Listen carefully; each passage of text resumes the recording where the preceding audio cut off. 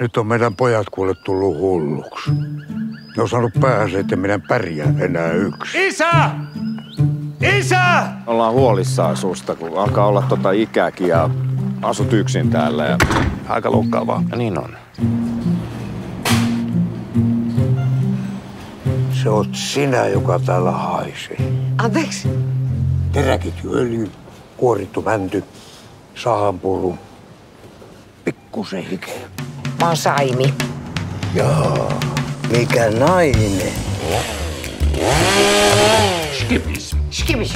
Anteeksi, kuka siellä on? Isäs puhelimessa Saimi. Pystyisikö sun äiti rikolliseen toimintaan? Tuolla pyörii semmosia vanhushuijareita. Saanko mä ottaa susta kuvan? Eihän minä mikään malli ole. Enpä semmoista tarvitsekaan, vaan ihmistä.